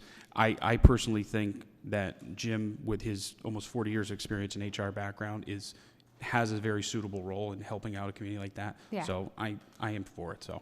Oh no, I'm all for it. I was just interested Yeah. to know because As a board member. Right. yeah, to go for support if ever needed. I can come to you for support if ever needed. But thank you, I appreciate that. All right, with that, we're going to call for a vote. All those in favor, please signify by saying aye.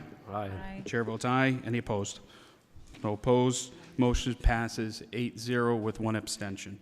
The next item is 7.11.2 Inland Wetlands. There's no vote required. I Council Chairman Pia appoint John Waite of Ritter Street West, currently serving as an alternate member, to a full member seat with a term to expire May 31st, 2026. Next item on the agenda is going to be item 7.11.3. I'll entertain a motion to approve. Mr. Chairman. Mr. O'Brien. I move 7.11.3 that Edward Kingston of Shoreline Drive be and is hereby appointed to an expired alternate member seat on the Planning Commission with a term that expires January 2026. Okay, motion by Mr. O'Brien. I'll second. Seconded by Councilwoman Dancho. Any discussion on that?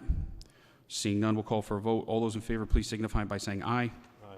Chair votes aye. Any opposed? Motion passes 9-0. The next item on the agenda is the approval. I'll ask for a motion to approve the item 7.12. Or Madam Mayor, did you make those? No, I'm going to do it right now. Okay, I'm going to hand it to you then. Okay. I have appointed to the Fair Rent Commission Attorney Kurt Alberg for a 4-year term. He will serve as chairman.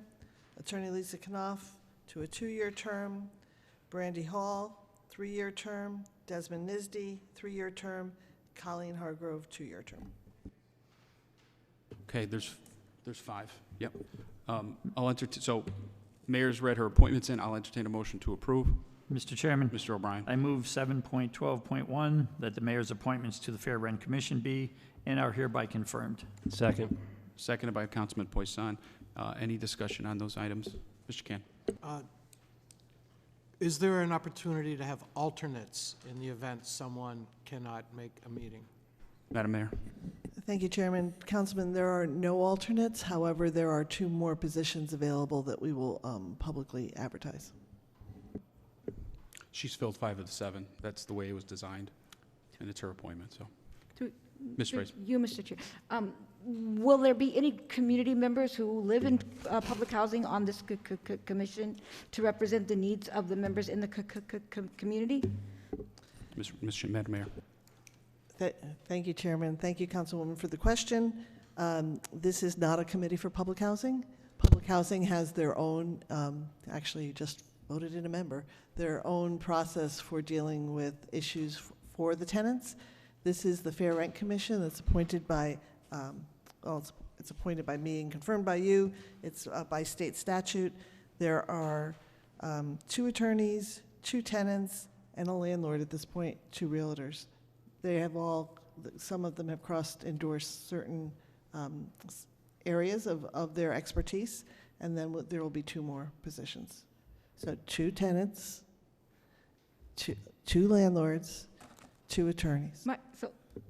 Just curious, just kind of as a follow-up, or maybe a statement. With the tenants selection, because there are varying degrees. There are people who can afford market value rent, and there are people that need affordable or low income rent. And we know there are different areas and different problems in those areas, which is why I asked about the public housing or low income or fair market renters, because their issues vary.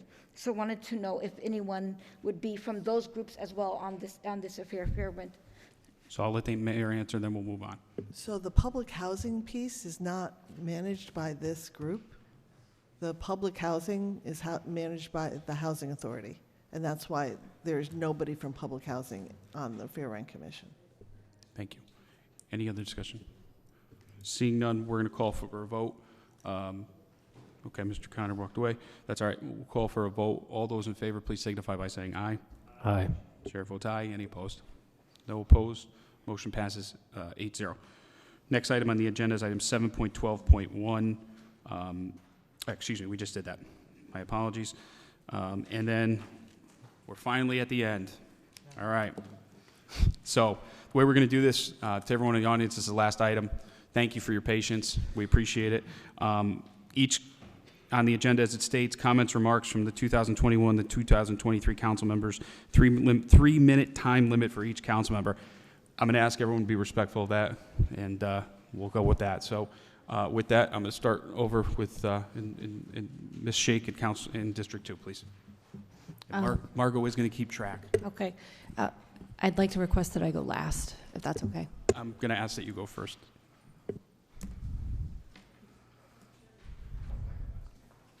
Can I go second to last then?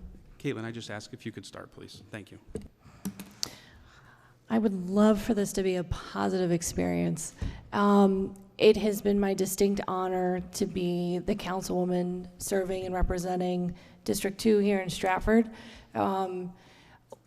We have had several issues, and I am so proud of our community and the people who live here, who have been part of this experience that I've had for the last 4 years.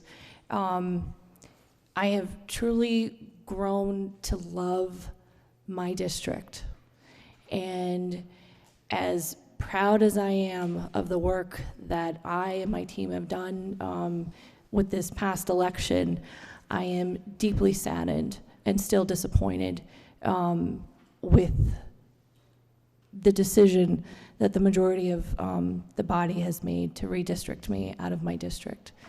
And there have been many moments where, as the minority leader, we have worked together and we have gotten things accomplished, and I'm very proud of that work. But, you know, the continuation of assumptions and behaviors that are detrimental not only to those that we are working with here in this body, but then also to our community is something that I don't think that our community will forget anytime soon. So I truly hope that the next several years that we have in serving and representing the people who live here in this town, in working with the very many department heads that are here, and the many community volunteers, Mr. Pia, to your point, of people who take the time and step up and run for office, because it is no easy task.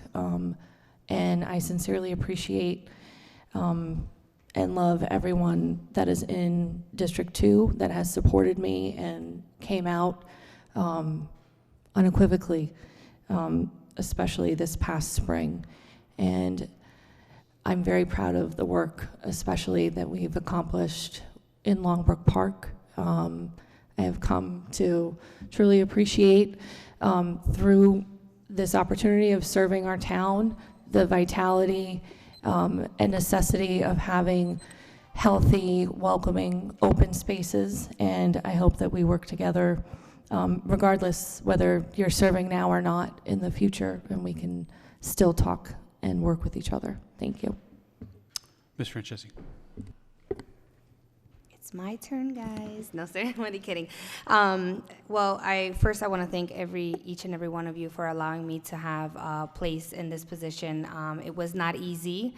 Learning this experience was definitely a challenge for me because there's a lot more to be learned and to help change a community that's bigger than me, obviously. But also, thank you for your work as well and the relationship that we all have built together. The seed that you have planted will reach for beyond this election cycle. You have helped lay the groundwork for the now and critical work of lifting up a vision of justice, equality, and inclusion in our common life and the integrity of our creation. So for that being said, again, this was a very, very challenging task, but I'm very grateful that I had the opportunity to learn the experience and to gain gratitude and to get to know each and every one of you, and hope that I see you in Stratford and we still, can have a little laughter and jokeful, maybe a dinner or whatnot. And I wish the best for the new councils that come along the journey, and I'm very grateful for my family for definitely extending their hand, because it wasn't easy for them. So I appreciate all of you, and I really hope that you have a great holiday, and thank you again for everything that you have done and allowed me to gain this experience with you guys. Thank you, Lisette. Kim? Firstly, I would really like to thank God for giving me the wisdom and courage to always speak truth to power, and the strength to serve despite the circumstances at hand, and complete this term. Secondly, I want to express my gratitude to everyone in the fourth district who voted for and gave me the opportunity to serve them. Together, we accomplished several outstanding issues in the fourth district, such as installation of new ADA accessible sidewalks on Boston Avenue, addressing flood issues throughout the district, specifically organizing around Bruce Brook flood mitigation project, securing $100,000 for improvements to High Park, addressing the numerous complaints regarding safety and the need for a new stop light on South Avenue, where the entrance of 95 North on-ramp is located, the widening of Hickey Street, and advocating on behalf of Stratford's youth and all of Stratford. I was thrilled to learn at the last town council meeting that the mayor accepted my request for a new sanitation system for the entire town of Stratford that will provide modernized trucks and garbage cans at no additional cost to the residents. Additionally, she confirmed that no worker would lose their jobs as a result of modernizing the sanitation system. I would like to personally thank everyone in Town Hall and throughout Stratford who worked with me to come up with a plan and a solution to help my constituents, particularly addressing flood issues that plague my districts for decades. I would also like to thank the state of Connecticut, Economic and Community Development Department for approving the $166.6 million grant. State Representative Joe Gresco, Andrina Barajas Novea, the town attorney Bruce Jackson, and town engineer John Casey for taking the time to speak with residents, answer their questions, and address their concerns.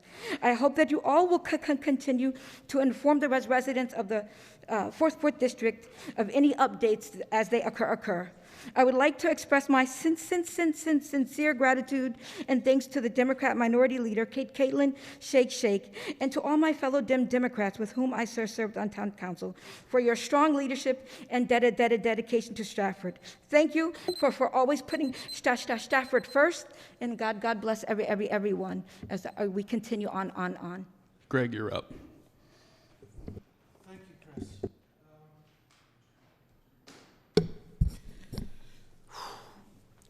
Promoting the success of our town's human resources, the people that work on behalf of our town, work for the town, that's been a primary motivation for me. You know, whether it's software that helps us track projects in various departments, to just funding programs that would, quote, make a difference. Half the town, what do we have, close to 2,000 employees, half for the town, half for the BOE. When they feel supported and enabled, as we discussed earlier tonight in regards to the police department and public safety, they will individually reflect a day-to-day enthusiasm which should be contagious across all the residents. And I hope that morale and that enthusiasm is a byproduct of the work that we've done. 7 years on the Public Safety Commission, try to demonstrate a commitment to the frontline workers and facilitate what they need to do to protect us, serve us, encourage us to behave correctly, care for ourselves, everything from fire detectors to keeping our front porch lights on and the numbers on our doors so EMS can identify our households. I'd like to end with a cautionary note related to BOE. For a number of years prior to our current superintendent, Town Hall and the council were rather silent on some of the activities, whether it was Town Hall and the council were silent regarding the productivity and the effectiveness of the superintendent and the BOE. Recently, there's a lot of noise about perceived ineffectiveness. I'd rather not there be a political motivation behind either the lack of criticism or the overt criticism. I hope that we continue to use evidence-based practices to support all of the ideas and implement the ones that give us the highest return and provide the best value and the most positive outcome for another 380 plus years for the town of Stratford. Thank you for the opportunity to serve. Thank you, Greg. Ken. First, I'd like to wish my successor good luck, Carrie. Congratulations on the victory. I don't agree with term limits. I think Carrie's going to do a great job, but I just don't agree with term limits in general. I think term limits should be, if you don't like somebody that's elected, then vote them out. So I just wanted to say that on the record. I know we've talked about it before. Some of us would like to stay up here. Some of us are crazy enough to stay up here. Jim's been up here 12 years. I've been up here 10 years. But if people vote for Jim 6 times and me 5 times, and some of us 2 or 3 times, then obviously we're doing something right. The mayor's doing something right. All of us are doing something right. So that being said, I'd like to thank the voters for the 6th District for supporting me and everything that we've accomplished. I'd especially like to thank my family, my wife, my kids. I know my dad's very proud of me. And my mom is very happy every time that she sees me up here. And this is not easy. It's not an easy thing to do. It takes a lot of time, it takes a lot of effort, and you're one person up here trying to do the best you can. Right, Alan? Alan heard me say that a long time ago, and he keeps repeating it, that we're just one person up here, and we're really the voice for 5,000 people roughly in each of our districts. And we're all just trying to do the best we can. And for everybody that supported me, I thank you. And for everybody that just complained, then you try it. Run for office. All right, run for office, and you sit up here and see how not easy it is. But that being said, it is very fulfilling. You do stuff to help the betterment of your town, which is what this is supposed to be all about anyway. So thank you very much. Jim? Hi, a couple of people have alluded to it. This is the end of my 12th year, so I'm the senior person here. But I went back today. I wrote down every person I served with from day one, from Kim Hughes, who was over here, first Democrat that won in 50 years. I went through a lot of memories. On balance, all positive. You know, there was a couple things that either didn't go the way I thought they should have, but on balance, they were good. All good people. You know, Democrats and Republicans trying to represent their districts, and it is a political world. You know, a lot of people get, oh, it shouldn't be political, it shouldn't be this. Well, it is, and if you don't like politics, then stay on the sidelines, and as Ken said, just whine from the sidelines, you know. But if you're in the game, you have to learn to work with people, and I think we did on balance. I think this was one of the better councils, Democrat and Republican, working together. We had, a few things we don't agree on, but I was thinking back to when the Soto shooting in Newtown, that was here. There was NBC and ABC and CBS, and there was that time. And then there was a WPCA fiasco. I mean, the last 6 years working with the mayor's office has been very good. And I'd like to thank everybody here, Caitlin for giving leadership, and Greg for doing leadership over on your side. And, of course, I think this is the best council I served with. So with that, I'll shut up. Thank you. Thanks, Jim. Billy? This is tough, because I've had so many thoughts, so many things over 6 years, and as you get older, it's hard to remember yesterday. But Alan, good luck. Carrie, good luck. Welcome back to the seat, Alan. I'm very thankful, actually thankful for all of you for volunteering, as it's been said, because people just, for the most part, don't step up. There's plenty of complainers out there, but they won't step up and face the action.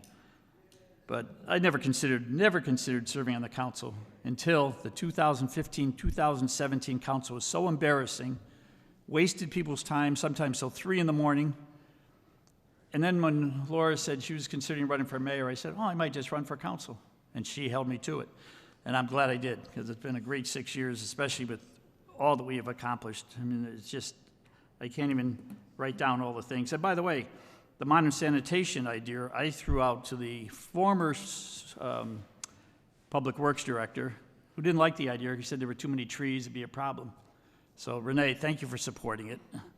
And I've been long in favor of it. It's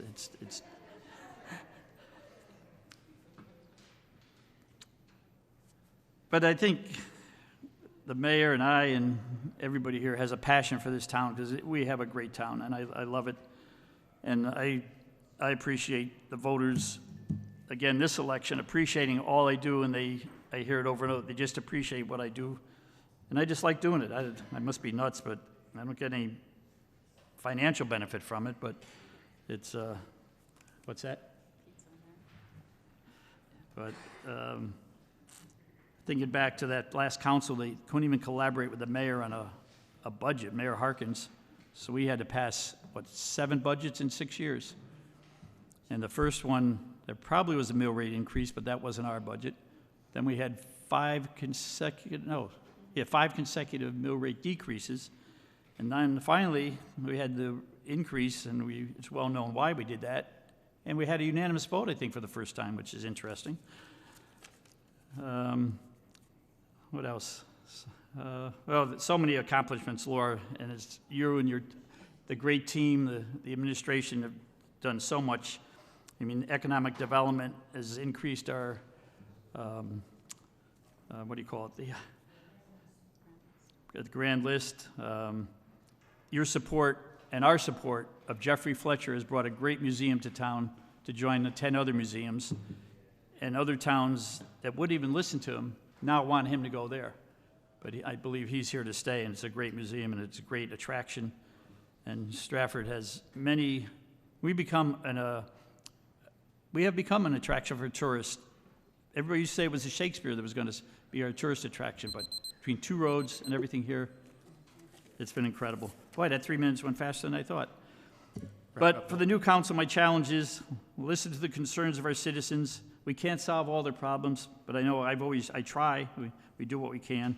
Ignore the negativity of social media, because those anonymous complainers, they won't face you and complain. But thank you for allowing me to serve, and you guys keep up the good work. Thanks, Bill. Laura. It's my turn. Well, ditto everything that Bill just said. It's truly been an honor for me to serve the residents of District 10 in the town of Stratford for the last 6 years on the town council. I enjoy doing my best for the residents. Over the years, from garbage to trees and sidewalk concerns and sometimes flooding, and communicating with them even when the result might not be what they actually wanted. I'm proud to have participated in the 6 budget cycles, as mentioned by my colleagues over here, 5 of which included a mill rate reduction, and I'm also proud to have stood in support of residents in my district for zoning issues, the various zoning issues that came up over the years. In the first town council in 2018, one of the priorities we had, as Bill also mentioned, was to accomplish the upgrade of our trash collection service to the large bins. And I'm really happy that the new council will see that goal accomplished. I hope to receive an invitation to the ribbon cutting of the eventual traffic circle at Stratford Avenue and Honey Spot Road, as we've been working on that forever, and you learn that things don't happen overnight here. Being a part of town government has been an amazing experience for me, and I have found the various councils that I've worked with, the mayor and her administrators are always willing to help in any way. And I'm proud to have experienced how our town operates, from our finances to the WPCA, and I encourage the new council to work collegially with the administration and fellow councilors, because this is a team effort. Great things happen when you work together. Nothing happens alone or by one person. Although today I stepped down from the town council. You already had a tear, so I guess I'll have one too. I look forward to continuing my service to Stratford in my current capacity as one of your state representatives. So thank you. Thank you, Laura. Thank you, all of you who are sitting up here with me tonight. You know, I wrote some notes down, but the bottom line is we're all sitting up here because we live in a free democracy, and that, at the end of the day, is probably the most beautiful thing that we should be grateful for, because a lot of people in this world do not have that. So thank you for all of us, for who have done this and stepped up in the past, who are going to step up in the future, to the incoming council. We appreciate it. Thanks to everyone who supported me over the years. There's a lot of people. I'd like to first start off with all the amazing department heads in the back. Thank you. You guys all run very efficient operations, and it's why we're able to keep this thing running. Even you, Larry. I know. And to everybody over on the side as well. I'm not pointing just to the back. You know, the best story, people always, you know, to Jim and to Ken, you know, some people say you're crazy for doing this, you don't get paid. Yeah, you deal with, you know, 5-6% of Looney Tunes out there, but the overwhelming majority of people are good people. My favorite story is when a 92-year-old came, you know, up on election day on my first re-election campaign, and it was an old Portuguese man whose wife was confined to a wheelchair, and we were able to fix the sidewalk outside of his house. And he came up on election day and said, "Vote Pia," in very stuttered Portuguese, and he was so excited because it was for the first time that he was able to push his wife down the sidewalk in over 10 years because the sidewalk was broken. So fixing a sidewalk really helped somebody. So that's kind of why you do stuff like this, and why you should really do stuff like this for no other gains. I couldn't agree more with Ken and a couple others. I challenge more people to get involved. It's easy to spit opinions from a sideline, but I do challenge more people to get involved. No matter what your beliefs are, just get involved and run. I'm also passionate about this. I always say to people, before you truly understand a $254 million annual operating budget, before you comment on it, make sure you understand it. A lot of people, I will tell you, a lot of people don't understand it, and that's fine. But if you want to comment on it and give your opinion, which is fine as well, open the book up, understand debt financing, understand what we have to pay bills-wise, cost of inflation long-term, because those are very important. Thanks to my district, for everybody, fiscal responsibility has been what we've done, and efficiency and professionalism on this council is what I've strived for the last 4 years as chair. So to Mayor Hoydick, thank you very much. I appreciate it, and for you nudging me to run 6.5 years ago. To her administration, the department heads, the town employees, to Margot. Let's give a round of applause to Margot.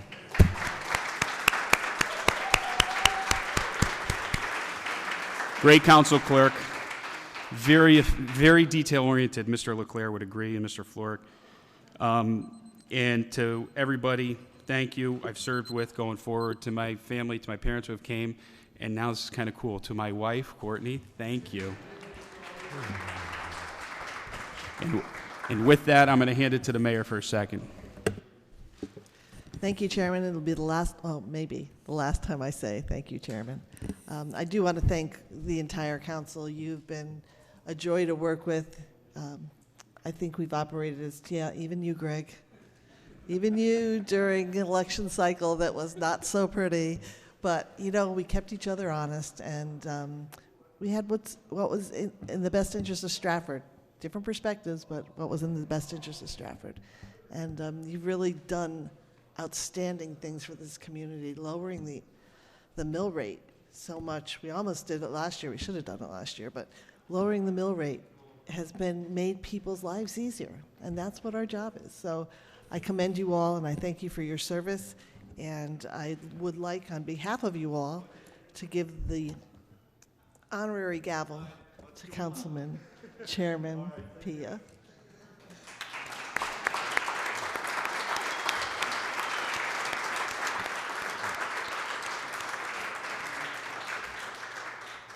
So I'll use the honorary. Yeah, right. Say a motion to adjourn. I was going to say I only want Ken to do that. Seconded by Mr. O'Brien. Any discussion? All those in favor, please signify by saying aye. Aye. Chair says yes. We're done.